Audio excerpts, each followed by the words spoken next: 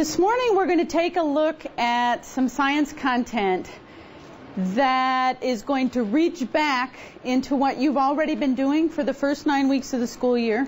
We're going to focus on what's coming up in the second 9 weeks of the fall, but we're also going to go forward into what you're going to be looking at in the spring. And this is because usually in science we work across content areas. In fact, I thought it was really interesting a minute ago you were looking at one of the new publications you've received, and science was broken out the way we usually do it in elementary school, right? Physical, earth, space, and life science. In reality, in the real world of science, those boundaries don't exist. And it's important for you to keep that in mind, even though you might be focusing on physical science or earth space science with your students in the classroom. It's almost impossible to teach that as an isolated subject area. I mean, we could take a simple example from biology. At Baylor, we have scientists who are studying proteins. That sounds like life science, doesn't it, to study proteins? But some of them are studying how the protein molecule folds. And the folding of the protein molecule depends on the interactions between atoms and the attractive forces between atoms in this large molecule. Well, that sounds like chemistry, doesn't it? But if we're talking about attractive forces, doesn't that also sound like physics? So even though it was life science, we're reaching across all of those subject areas to integrate. And so we're going to look at energy ecosystems in the atmosphere, because I know you're going to be focusing on Earth space science, looking at the atmosphere, but we can't even think about the atmosphere without thinking about life science and without thinking about physical science. So we're going to try to tell a story here and weave all of those pieces together for you. So let's go back to energy, because energy really is the basis for so much that happens in the atmosphere, in our Earth systems, and then of course with life. We know that energy makes things move, right? And this would be an appropriate way you might talk about it with your students. And there are lots of kinds of energy. So if something has energy, it can do work. And there are many forms of energy that we find, right? I know you've been looking at energy over the past several weeks with your students. We can have the energy of movement. There can be potential energy. For example, if I'm holding a book and I'm getting ready to drop it but haven't dropped it, it has potential energy. Heat is a form of energy, as is light. And in fact, heat and light really are the same kinds of energy. They're part of the electromagnetic radiation. We can have flow of electrons, like in electricity, the energy in chemical bonds, or nuclear energy. So these are the types of energy that we have, but we don't just observe them on physical objects. We also see these types of forces working in our atmosphere.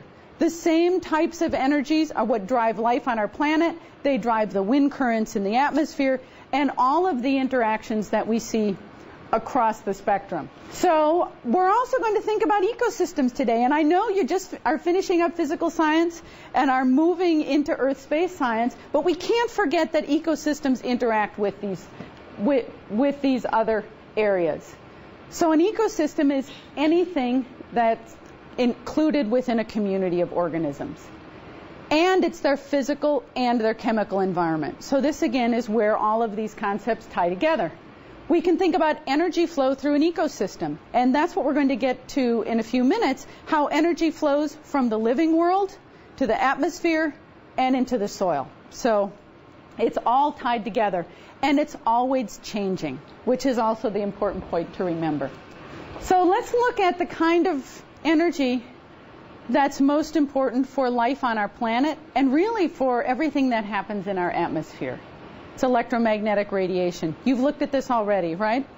Light energy. Have we looked at light energy yet? So most of us have seen a rainbow. It's the different wavelengths of light. They have different energy levels.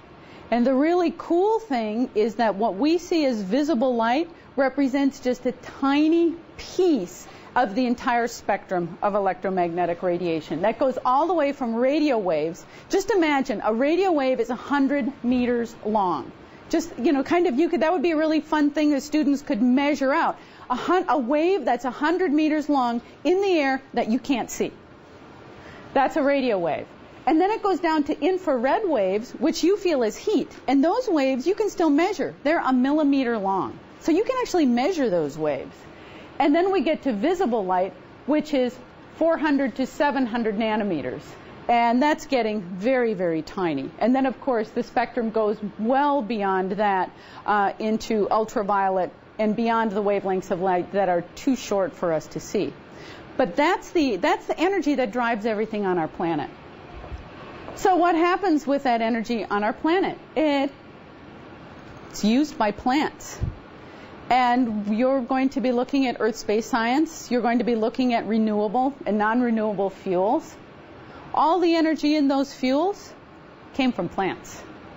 We think of it, again, as part of came out of the ground, so it must be earth science, right? But, of course, petrochemicals are carbon-containing substances that originally came from plants.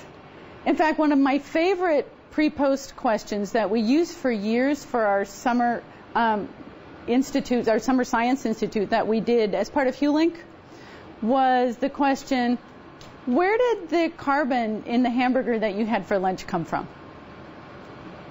So any ideas about where the carbon in our food came from? Anyone?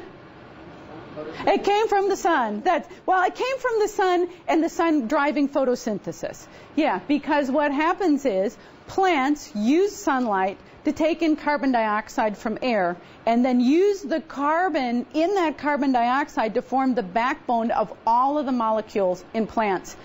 We get the carbon that we need for all of the molecules in our body from the food that we eat. So it ultimately comes from the sun and from plants and other organisms that can conduct photosynthesis who use the carbon and fix it into biomass, we call, living matter that everyone else on the planet depends on.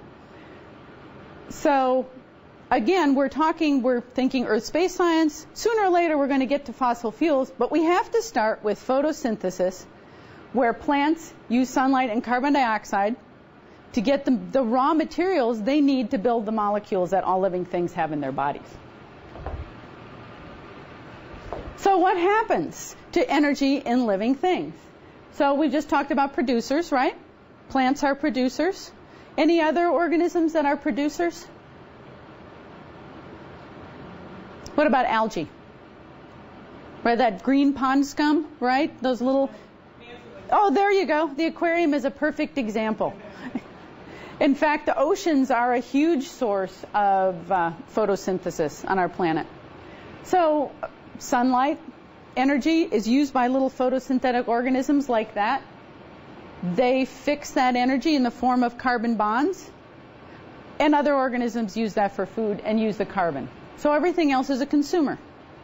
So something that only eats plants is an herbivore, right? And now we're jumping ahead to life science, which is going to happen next spring, right? So what would be an example of an herbivore? Cow. Cow is a perfect example of an herbivore, right? Something that might eat the herbivore would be what? A human or a lion. And those are two great examples. Because if we look at the lion exclusively depends on other animals for food, which makes the lion a carnivore. But then we also had the example of humans, and we certainly use beef for food, but we're an omnivore, correct? Because we rely on multiple food sources, plant and animal, for our energy. It's also pretty interesting to think about it. What are some other examples of omnivores? Turtles. Turtles? Bears. Turtles, bears. Your dog, your household dog? Yeah, dogs. Pigs? Cats? Cockroaches? Rats? There's something to be said for being an omnivore. Think about it. Humans can live in almost any environment on this planet. Why? Because we can use multiple food sources, right? We're not dependent on one source of food, which makes us incredibly flexible in where we can live. Unfortunately, cockroaches are equally flexible, or maybe even more so, right? Because cockroaches can also eat things like paste and weird substances. But being an omnivore is a pretty neat strategy because it lets you live in a lot of different places.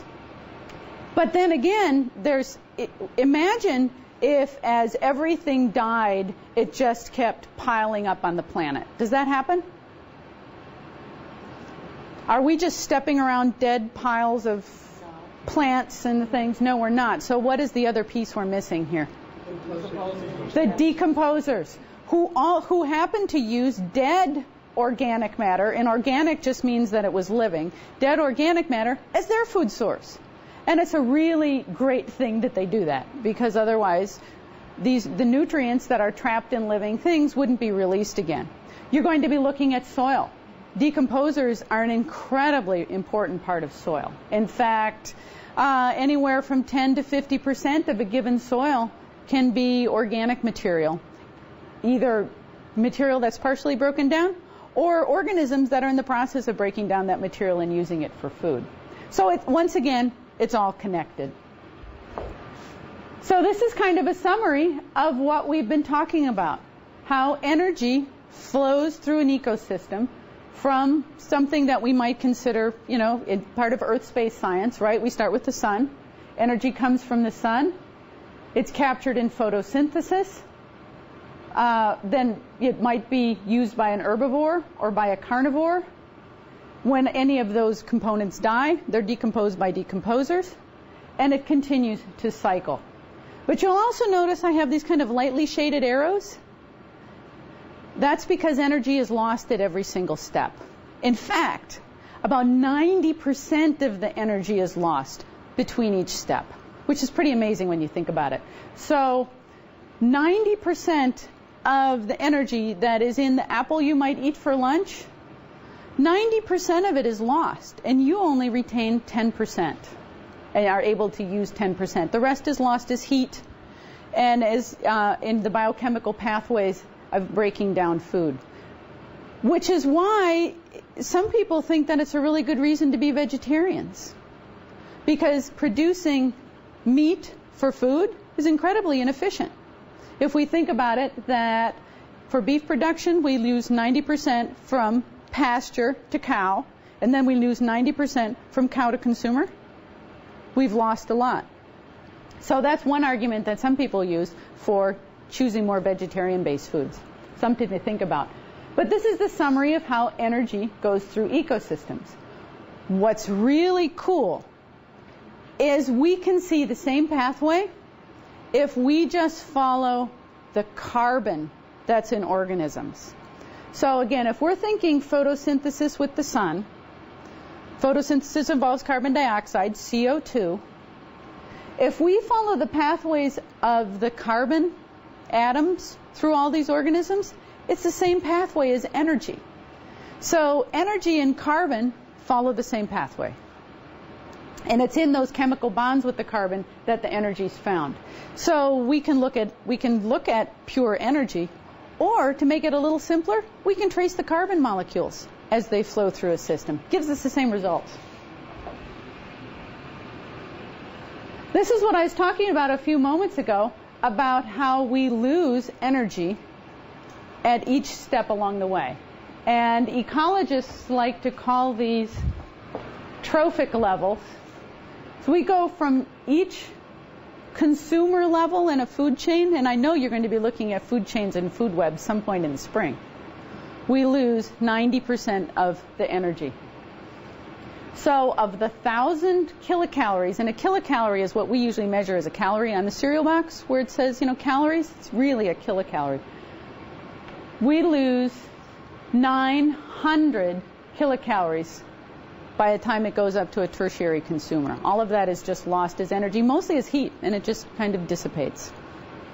So something to think about when we talk about ecosystems. But this also explains why we can't have very many animals at the top of the food chain. You know how when you do the food pyramid with your students, And there's lots of herbivores, and there's a few secondary consumers, and there's only like one wolf, there's only one eagle at the top, or there's only one shark. That's why. Because there isn't enough energy at the secondary or tertiary consumer level to sustain very many endpoint consumers. So that's why the system works that way. But yet we've got, large numbers of primary consumers who are eating vegetation only. And so let's think about, here we have something that looks like biology, right? Because we're talking about food chains and food webs. And then we're noticing, well, gosh, there are a lot of animals that graze, which are the herbivores, the primary consumers, but there aren't very many wolves, or there aren't very many lions or eagles at the top. And the reason that the ecosystem is structured that way has to do with energy. So it takes us all the way back to physical science to explain that biological phenomenon.